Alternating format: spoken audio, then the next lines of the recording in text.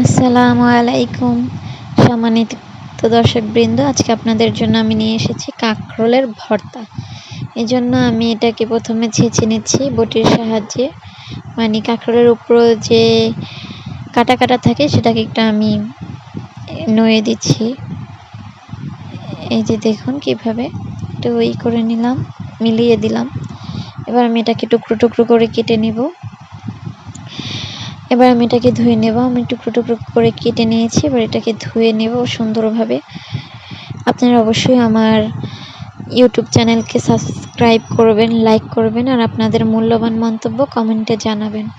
আপনারা অনেকেই আছেন যারা কাঁকরোল ভর্তা কখনোই খাননি, তারা আমার টিপসগুলো ফলো করে অবশ্যই কাঁকরোল ভর্তা বানিয়ে খাবেন। আমার কাঁকরোলটা আমি সিদ্ধ করে নিয়েছি, এবার ছেঁকে নিচ্ছি। এটা জালিতে ছেঁকে রাখলাম। এবার আমি এখানে নিয়ে নিয়েছি 4টে শুকনো মরিচ আর একটি পেঁয়াজ কুচি একটু টেলে নিয়েছি।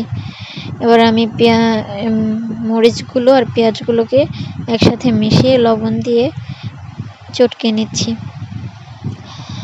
আপনারা অবশ্যই আমার ফেসবুক পেজকে ফলো দিয়ে রাখবেন। আমার ফেসবুক পেজের লিংক আপনাদেরকে ডিসক্রিপশনে দিয়ে দিব।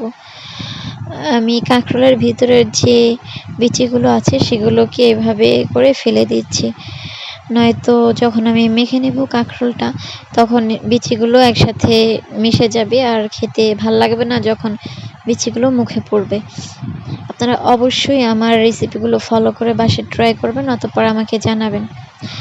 আমি এবার এটার মেখে ছেঁকে একটুখানি সরিষার তেল দিয়ে নিব। এই যে তেলটা দিয়ে আবার একটু মেখে নেব, তাহলেই আমার ভর্তাটা কমপ্লিট হয়ে যাবে। এই যে আমার ভর্তাটা কমপ্লিট। দেখুন মাশাআল্লাহ কত সুন্দর হয়েছে আর খেতে হয়েছে লোভনীয়।